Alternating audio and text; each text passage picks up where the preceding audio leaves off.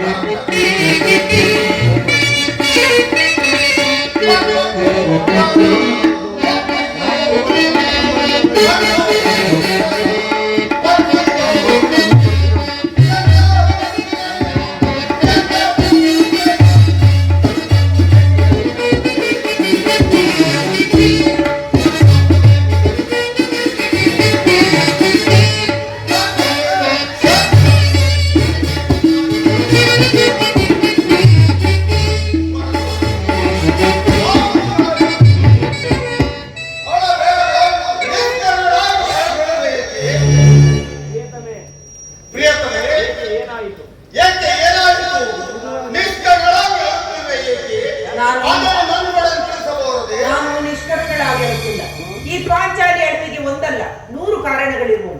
ನೀವಾದರೂ ಪುರುಷರು ಯಾರಾದರೂ ನಿಮಗೆ ಪರಿಹಾಸ ಮಾಡಿದರೆ, ಅಪಮಾನ ಮಾಡಿದರೆ ನೀವೇ ಅವರಿಗೆ ಪ್ರತಿಕಾರವನ್ನು ನೀಡುವಿರಿ. ಆದರೆ ಸ್ತ್ರೀಯರ ವಿಚಾರ ಹಾಗಲ್ಲವಲ್ಲ. ಅನ್ನ ವಸ್ತ್ರಗಳಿಗಾಗಿ ಬೇರೆಯವರಲ್ಲಿ ಬೇಡಿಕೊಳ್ಳಬೇಕು. ಹೇ ಪರಮಾತ್ಮ, ಈ ಪರಾಧೀನ ಸ್ತ್ರೀ ಜಾತಿ ನಿರ್ಮಿಸಿದೆ ದೇವ.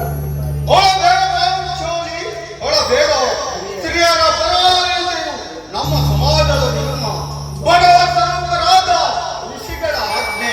ಪತ್ನಿಯನ್ನು ಜೀವಿತದಲ್ಲಿ ಬಡವಾಗಿಟ್ಟು ಸೋಲುವಂತೆ ಋಷಿಗಳು ಆಜ್ಞೆ ಮಾಡಿದಲ್ಲವೇ? ಆಹಾ, ಪತಿಗಳು ತಪಸ್ಸು ಮಾಡಿ ಪಡೆಯಬೇಕು ನಿಮ್ಮಂತಹ ಪತಿಗಳನ್ನು.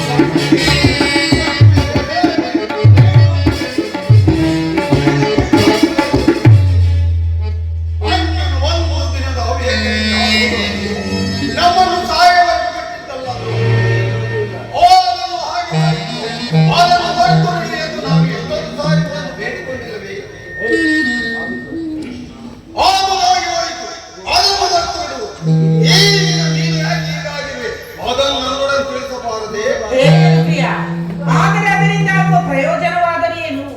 ಎಷ್ಟೇ ಆದರೂ ನೀನು ನಿನ್ನ ಅಣ್ಣನ ಆಟಗಾರಕನಲ್ಲವೇ? ಹಾಗಾದರೆ ಕೇಳು ಪ್ರಿಯ, ಈ ದಿನ ಹಸ್ತಿನಾಂಬೆಯ ಮಂದಿರಕ್ಕೆ ದೇವಿ ದರ್ಶನಕ್ಕೆಂದು ಹೋಗಿದ್ದೆನು. ಅಲ್ಲಿಗೆ ದುರ್ಯೋಧನ ಪತಿ ಭಾನುಮತಿ ಬಂದಿದ್ದರು. ಆಕೆಯು ನನ್ನನ್ನು ನೋಡಿ ಪರಿಹಾಸ್ಯ ಮಾಡುತ್ತಾ, ನಿನ್ನ ಪತಿಗಳು 5 ಗ್ರಾಮವನ್ನು ಬೇಡಲು ದೂತನನ್ನು ಕಳಿಸಿರುವರು, ಇನ್ನೇನೋ ಸಂಧ್ಯಾ ಆಗುವರು, ಆಗಲಾದರೂ ಈ ನಿನ್ನ ಬಿಚ್ಚಿದ ಮುಡಿಯನ್ನು ಕಟ್ಟುವೆ ತಾನೆ ಎಂದು ನನ್ನನ್ನು ಕಂಡು ಪರಿಹಾಸ್ಯ ಮಾಡಿದಳು. ಪುನಃ ನನ್ನ ಬಾಯಿಂದ ಪ್ರತಿಜ್ಞೆ ವಾಕ್ಯಗಳನ್ನು ಹೇಳಲು ಬಯಸುತ್ತೇವೆ. ಸಂಧಿಗೆ ಬೇಕಾ? ಹಾಗಾದರೆ ಯಾರು ಸಂದೇಹವಾಗಿರುವವರು? ಇನ್ನಾರು ಅಣ್ಣನಾದ ಶ್ರೀಕೃಷ್ಣ ಪರಮಾತ್ಮ. ಓಹೋ, ವೈದ್ಯರ ವಿಲಾಸ ವೈಭವಗಳಲ್ಲಿ ಭಕ್ತನಾದ ಆ ಯದುಪತಿ ಯುದ್ಧವನ್ನು ಮರೆಯುವುದು ಸಹಜ. ಅರ್ಜುನನು ದಾರಿಯಿಂದ ಹಿಂದಿರುಗಿದಾಗಲೇ ಈಗ ಆಗಬಹುದು ಎಂದು ನಾನು ತಿಳಿದಿದ್ದೆ. ಪಾಂಚಾಲಿ ಭಾರತಕ್ಕೆ ಏನೆಂದು ಉತ್ತರ ಕೊಡುವೆ? ಪ್ರಶ್ನೆಗೆ ಸರಿಯಾದ ಉತ್ತರವನ್ನೇ ಕೊಟ್ಟಿರುವೆನು. ಏನೆಂದು? ನಾನು ನಿನ್ನ ಕಟ್ಟಿದ ಮುಡಿಯನ್ನು ಬಿಚ್ಚಿಸುವವರೆಗೂ ನನ್ನ ಈ ಮುಡಿಯನ್ನು ಕಟ್ಟಲಾರನೆ. ಚಮತ್ಕಾರವಾದ ಉತ್ತರ.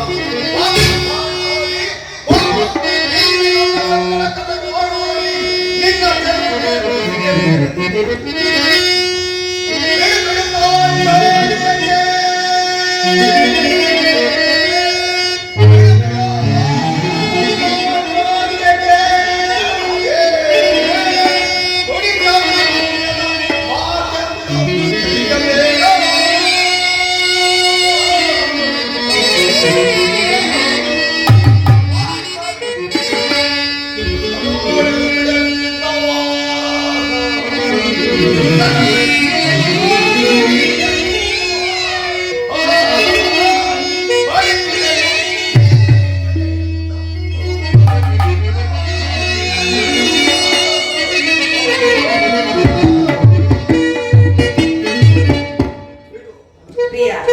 ನೆನಪಿದೆಯೇ?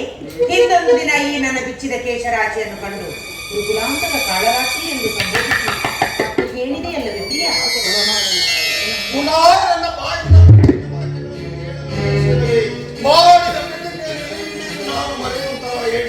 ಹೇಳುವುದು ಮಾತ್ರವಲ್ಲ ಪ್ರಿಯ, ಆಡಿದಂತೆ ನಡೆದುಕೊಳ್ಳಬೇಕೆಂಬುದೇ ನನ್ನ ಇಚ್ಛೆ. ಆದರೆ ನಾನು ಸುಮ್ಮನೆ ಇಚ್ಛಿಸಿ ಆದರೂ ಪ್ರಯೋಜನವೇನು? ಎಷ್ಟೇ ಆದರೂ ನೀನು ನಿನ್ನ ಅಣ್ಣನ ಆಜ್ಞಾಧಾರ ಅದು ಹಿಂದಿನ ಮಾತು. ಈಗ ಯಾರ ಹಕ್ಕದರ್ಕರಲ್ಲ. ಶಾಂತಿಯನ್ನು ಬಯಸುವರು ಸಂಧಿಯ ಪ್ರಸ್ತಾಪದಲ್ಲಿ ತೊಡಗಲಿ. ಆದರೆ ನಾನು ಆತುರದಿಂದ ಆ ಧರ್ಮಪರಾಯಣನಾದ ದುರ್ಯೋಧನನ ಅನಂತ ಅಪರಾಧಗಳನ್ನು, ಆದರೆ ನಾನು ಕ್ಷಮಿಸುತ್ತಿಲ್ಲ. ಯುದ್ಧಕ್ಕಾಗಿ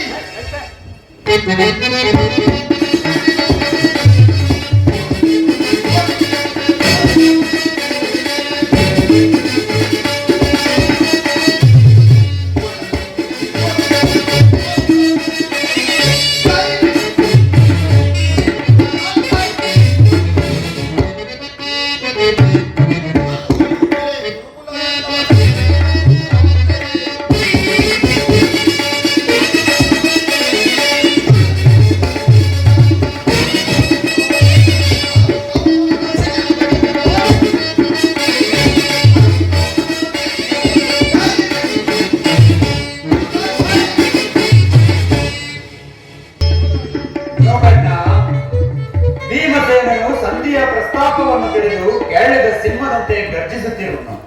ಆತನನ್ನು ಸಮಾಧಾನ ಪಡಿಸಲು ನಿನ್ನ ಹೊರತಾಗಿ ಬೇರೆ ಯಾರಿಂದಲೂ ಸಾಧ್ಯವಿಲ್ಲ. ಹೌದು ಅರ್ಜುನ, ಈ ಸಾರಿ ಭೀಮನ ಕೋಪಕ್ಕೆ ದ್ರೌಪದಿಯೇ ಮೂಲ ಕಾರಣವೆಂದು ತೋರುತ್ತಿರುವುದು. ಶ್ರೀಕೃಷ್ಣ ಪರಮಾತ್ಮನು ಹೇಳುತ್ತಿದ್ದನು, ಜಗತ್ತಿನ ಸುಖ ದುಃಖಗಳಿಗೆಲ್ಲ ಸಿರಿಯರೇ ಮೂಲ ಕಾರಣವೆಂದು.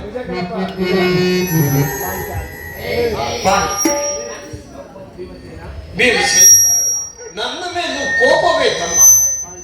ಪಾಂಚಾಲಿ, ಅಣ್ಣನೇಕೆ ಸಿಟ್ಟಾಗಿರುವನು? ಸಮಾಚಾರವೇನು? ಈ ನನ್ನ ಬಿರುಗುವುದಲು ನಿಮ್ಮ ಪ್ರಶ್ನೆಗೆ ಉತ್ತರಿಸುತ್ತಿಲ್ಲವೇನು?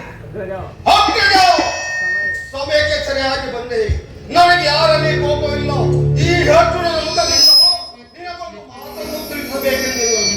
ಆದರೆ ಈಗಲೇ ನಿಮ್ಮಿಬ್ಬರ ಸಮ್ಮುಖದಲ್ಲಿ ತಿಳಿಸಿಬಿಡುವೆನು. ಈ ಸಂಧಿಯ ಪ್ರಸ್ತಾಪವು ನಿಮಗೆ ಉಚಿತವಾಗಿ ಕಾಣಬಹುದು. ಅದಕ್ಕೆ ಅರ್ಜುನನು ಅನುಭವಿಸಬಹುದು, ನಕುಲ ಸಹದೇವ ಸುಮ್ಮನಿರಬಹುದು. ಆದರೆ ಈ ದಾಸ್ಯಾವೃತ್ತಿಯನ್ನು ನಾನು ಪಾಂಡವರ ಕಳೆದಿದ್ದವೆಂದು ಭಾವಿಸಿದೆನು.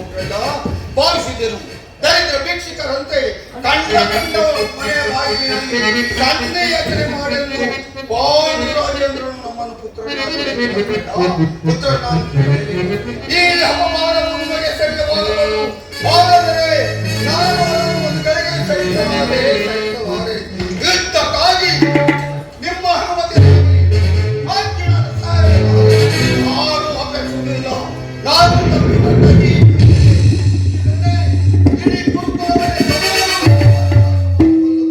ನೀವು ನಿಂತಿದ್ದರಾಗಿರಿ. ಸಂಧಿಯ ಪ್ರಸ್ತಾಪನೆಯನ್ನು ಮಾಡ್ತೀವಿ. ನನಗೆ ತೋರಿದ್ದನ್ನು ನಿನ್ನ ಪ್ರಿಯ ಸಹೋದರ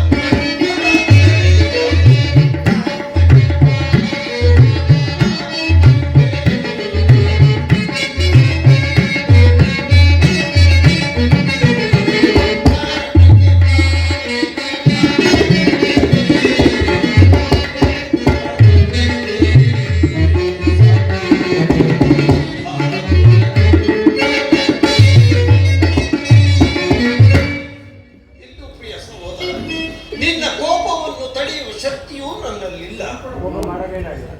ಕೋಪ ಮಾಡಬೇಡಣ್ಣ, ಕೋಪ ಮಾಡಬೇಡ. ಧರ್ಮಜನು ನಮಗೆ ಹಿರಿಯನು. ಆತನ ಮಾತನ್ನು ನಿರಾಕರಿಸಿ ಯುದ್ಧವು ನಿಶ್ಚಿತವಾದ ಅನುಚಿತ.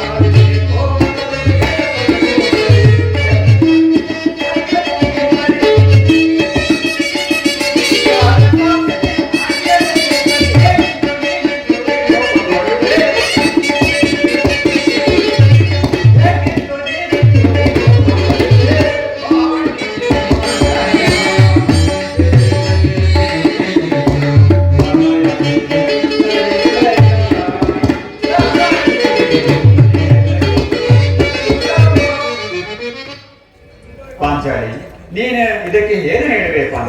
ಧರ್ಮವೆಂದು ಹಂಬಲಿಸುತ್ತಾ ಕ್ಷತ್ರಿಯರ ಧರ್ಮವೇನೆಂಬುದನ್ನು ಮರೆಯುವುದೇನೆ ನೀವು ಉಚಿತವಲ್ಲವೇ? ಯುದ್ಧವು ಎಂತಹ ಘೋರ ಕರ್ಮವೆಂದು ನೀನು ತಿಳಿದಿಲ್ಲ. ನಾವು ಅಭಿಮಾನಕ್ಕೋಸ್ಕರಾಗಿ ಯುದ್ಧವನ್ನು ಪ್ರಾರಂಭಿಸಿದರೆ ಮುಂದಿನ ವಿಚಾರಕ್ಕಾಗಿ ನಾವೇ ದುಃಖಿಸಬೇಕಾಗುವುದು. ಅದಕ್ಕಾಗಿಯೇ ನಾನು ಸಂಧಿಗಾಗಿ ಸರ್ವ ಪ್ರಯತ್ನ ಮಾಡುತ್ತಿರುವುದು. ರಾಜೇಂದ್ರ, ದೌಮ್ಯನನ್ನು ಸಂಧಿಗೆ ಕಳುಹಿಸಿ ಅಪಮಾನ ಕುಲ ಪುರೋಹಿತನನ್ನು ಕಳುಹಿಸಲು ಇದು ಮದುವೆ ಔತಣವಲ್ಲವೆಂಬ ಪರಿಜ್ಞಾನವು ನಿಮಗಿಲ್ಲದೆ ಹೋಯಿತು. ಆ ದುರ್ಯೋಧನನು ನಿಮಗೆ ತಕ್ಕ ಉತ್ತರವನ್ನೇ ಕೊಟ್ಟಿರುವುದು. ಇದೀಗ ಶ್ರೀಕೃಷ್ಣ ಪರಮಾತ್ಮನ ಸುದ್ದಿಗೆ ಕಳುಹಿಸಿ ಅಪಮಾನಕ್ಕೆ ಗುರಿಪಡಿಸುತ್ತಿರುವುದಲ್ಲೇ ನನಗೆ ಚಿಂತೆಯಾಗಿದೆ. ಆಹಾ, ಏನಿದು ಅನಾಹುತ? ಜಯ ಜಯ ಕೃಷ್ಣ, ಜಯ ಜಯ ಇರುಮತಿ, ನಕುಂದ ಮುರಹರಿಯ ಆಗಮನ, ಆಗಮನ, ಆಗಮನ, ಶ್ರೀಕೃಷ್ಣ ಪರಮಾತ್ಮನ ಆಗಮನ.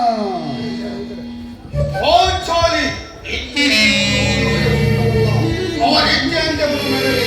ನನಗೆ ತೋರಿದನ್ನು ನಾನು ಮಾಡುತ್ತೇನೆ. ನಿಲ್ಲು ಪ್ರಿಯ, ಯದುಪತಿಯು ನಮ್ಮಲ್ಲಿ ನೋಡಿದ ಸಂತೋಷದಿಂದ ಇತ್ತ ಕಡೆ ಬರುತ್ತಿದ್ದರು.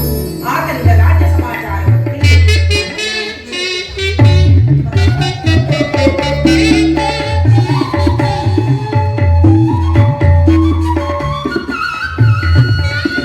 ಪರಮಾತ್ಮ ಪಾಂಡು ಪುತ್ರನ ಪರಿಣಾಮಗಳನ್ನು ಸ್ವೀಕರಿಸಿ ವಿಜಯಶಾಲಿಯಾದ ಶ್ರಮಣದರ ಹೋದ ಕಾರ್ಯವೇನಾಯಿತು? ಓದವರಾರು ಕೃಷ್ಣನಲ್ಲವೇ? ಅಂದರೆ ಎಲ್ಲವೂ ಸಮರ್ಪಕವಾಗಿ ನಡೆಯಿತು. ಭೀಷ್ಮಾದಿಗಳು ನನ್ನನ್ನು ಬಹುವಾಗಿ ಸನ್ಮಾನಿಸಿದರು.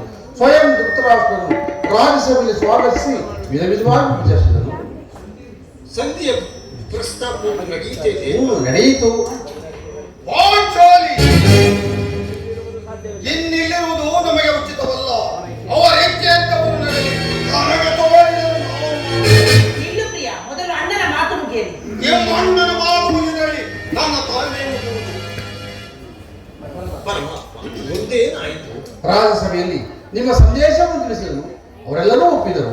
ಯಾರ್ಯಾರು ಒಪ್ಪಿದರಣ್ಣ? ಭೀಷ್ಮ, ದ್ರೋಣ, ಧೃತರಾಷ್ಟ್ರ ಇನ್ನೂ ಮುಂತಾದವರು. ಆ ದುರ್ಯೋಧನ ಆದರೂ ಸಹ ಎಂದು ನನಗೆ ಇಲ್ಲಿ ಕೆಲಸವಿಲ್ಲ. ಈ ದುರ್ವರ್ತನೆಯನ್ನು ಕೇಳಬೇಕೆಂದು ನೀನು ಇಚ್ಛೆಯಾಯಿತು. ಅದನ್ನು ಸೋಲಿಸಿದೆ. ಸಹೋದರರೇ, ನಿಮ್ಮ ಅಪೂರ್ವಸದ ಪುರಸ್ಕಾರದ ವರ್ತನೆ ಅದರಲ್ಲಿ ಈ ಭೀಮನು ಯಾವ ಭಾಗವನ್ನು ಅಪೇಕ್ಷಿಸುವುದಿಲ್ಲ. ಯಪ್ಪ ಸೇನೆ ಏನು ವಿನಾಶವಾಗಬೇಡ. ಈ ಭೀಮನು ಬದುಕಿದ್ದರೆ ನಿನ್ನ ಸೇವೆಯನ್ನು ತೀರೇಬೇಕು. ಭೀಮಸೇನ, ನಿನಗೆ ಇಷ್ಟೊಂದು ಅಸಹಾಯ ಏಕೆ? ಸಾವಧಾನದಿಂದ ಎಲ್ಲವನ್ನೂ ಕೇಳು. ಇದು ನಿನಗೆ ಎತ್ತಿಗೆ ಸಂಬಂಧಿಸಿದೆ ಎಂದು ನಾನು ಹೇಳಿಲ್ಲವೇ? ಆ ವಿಮಾನ ಶೂನ್ಯವಾದ ಸಂಧಾನದೊಡನೆ ಈ ಪ್ರಚಂಡ ಭೀಮನಿಗೆ ಅಂತಹ ಸಂಬಂಧ ಇರುವುದು ಅತ್ಯಂತ ನಿಕಟವಾದ ಸಂಬಂಧವಿರುವುದು. ನೀನು ನಿಜವಾಗಿಯೂ ಭೀಮಪತಿಯೇ. ಇಷ್ಟೊಂದು ಕೋಪವಿಲ್ಲದಿದ್ದರೆ ಆ ರಕ್ಕಸೆಯನ್ನು ಆಳುವುದು ಹೇಗೆ ಸಾಧ್ಯ? ಸ್ವಲ್ಪ ಸಮಾಧಾನವನ್ನು ತಂದುಕೊಂಡು ನನ್ನ ಮಾತನ್ನು ಪೂರ್ಣವಾಗಿ ಕೇಳಯ್ಯ. ಕೃಷ್ಣ ಸುಮ್ಮನೆ ನನ್ನನ್ನು ಮಾಡಬೇಡ. ಈ ಸಂಧಿಯ ನೆಪವು ನನಗೊಪ್ಪದು. ನಿನಗೆ ಒಪ್ಪುವ ವಿಚಾರವಿರುವುದು. ಆ ದುರ್ಯೋಧನನು ನಿನಗೊಂದು ಸಂದೇಶವನ್ನು ತಿಳಿಸಿರುವನು. ಹಾಗಾದರೆ ಅದು ಸಂಧಿಯಲ್ಲ ಕೃಷ್ಣ.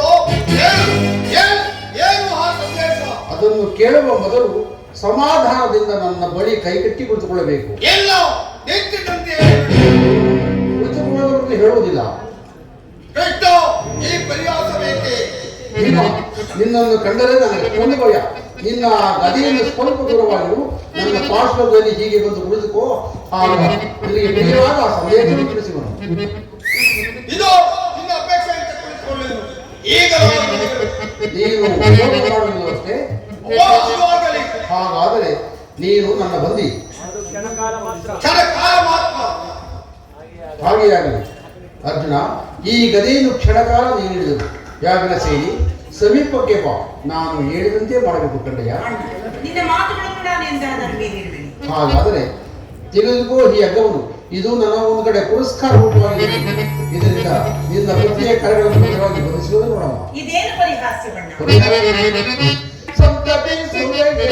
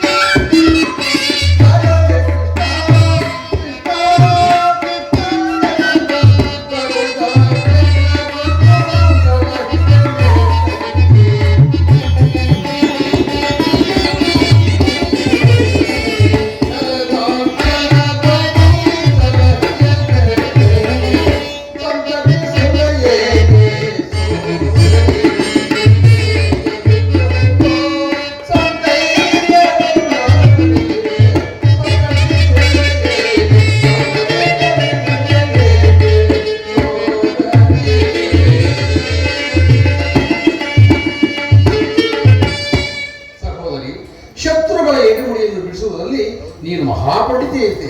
ಹಾಗೆಯೇ ನಿನ್ನ ಗಂಡನ ಕರಗಳನ್ನು ಕಟ್ಟಲು ಬರುವುದೇನು ನೋಡಮ್ಮ. ಭೀಮ, ನಿನಗೆ ಆ ಸಂದೇಶವನ್ನು ಕೇಳುವ ಇಚ್ಛೆ ಇದ್ದರೆ ಇಚ್ಛೆ ಇದ್ದರೆ ಪಾಂಚಾಲಿ ಬೆಟ್ಟನು ಹೇಳಿದಂತೆ ನನ್ನ ಕರಗಳನ್ನು ಬಂಧಿಸು.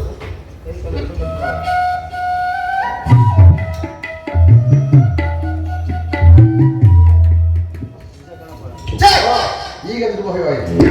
ಈಗ ಎಲ್ಲರೂ ಕೇಳಿದರು, ಈ ಭೀಮನನ್ನು ಬಂಧಿಸುವ ಈ ಅಗವು ಈ ದಿನ ರಾಜ್ಯಸಭೆಯಲ್ಲಿ ನನ್ನ ಅಂಗಾಂಗಗಳನ್ನು ಬಂಧಿಸಲು ಅನುವಾಗಿದೆ. ಯಾರು ಈ ಕಾರ್ಯವನ್ನು ಮಾಡಿದವರು? ಏನು ಹೇಳಿದಕ್ಕಿತ್ತೋ ಈ ಹತ್ತದಿಂದ ನಿನ್ನನ್ನು ಬಂಧಿಸಲಾಗಿದೆ. ಅವರು ಯಾರು ಹಾರಾಡುತ್ತಾರೋ? ಇನ್ಯಾರು? ದುರಾಭಿಮಾನಿಯಾದ ಆ ದುರ್ಯೋಧನನ್ನು ಹಾಗೆ ಮಾಡಿದನು. ದುರಾಚಾರಿಯಾದ ಆತನ ತಮ್ಮ ಶಿಕ್ಷ ಆತನು ನಡೆಸಿದರು. ಇಂತಹ ಸಾಹಸವನ್ನು ತಾನೇ ಸಾಧ್ಯ? ಪಾಂಚಾಲಿ ಹೆಚ್ಚು ನನ್ನ ಕರಗಳನ್ನು ಈ ನೀಚ ಕೃತ್ಯದಿಂದ ಆ ದುರ್ಯೋಧನ ದುರಾಭಿಮಾನವು ಶಿಖರವನ್ನು ಮುಟ್ಟುತ್ತಿದೆ. ಅವರ ಮಾಡುವೆ ಅಗ್ರಜ ಧನಂಜಯ, ಇದಕ್ಕೆ ನಿಮ್ಮ ಉತ್ತರಗಳೇನು? ಅಷ್ಟು ಮಾತ್ರವಲ್ಲ, ಆ ದುರ್ಯೋಧನನ್ನು ಚೆನ್ನಾಗಿ ಕೊಟ್ಟು ಉತ್ತರ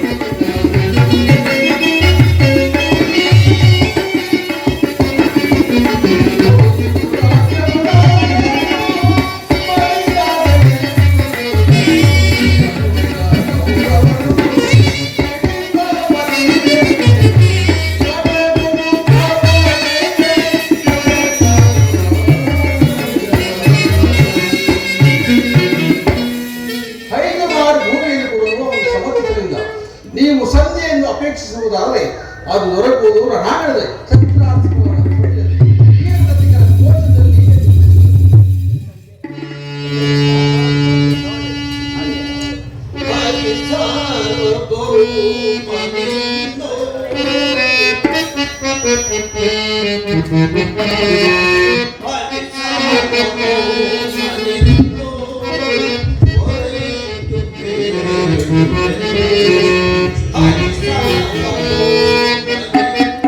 I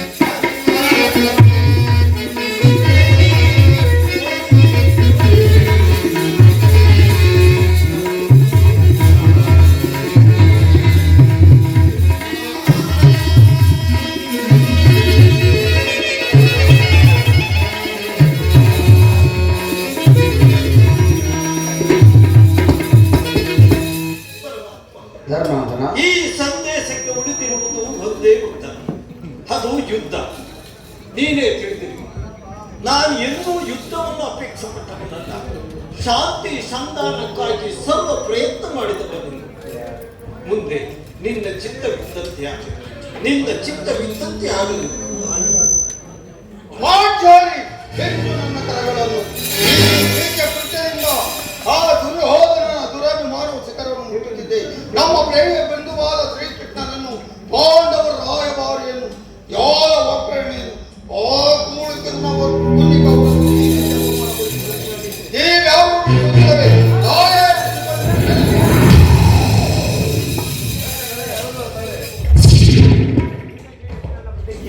ಈಗ ಬೇರೆ ನನ್ನ ಪ್ರತಿಜ್ಞೆಯನ್ನು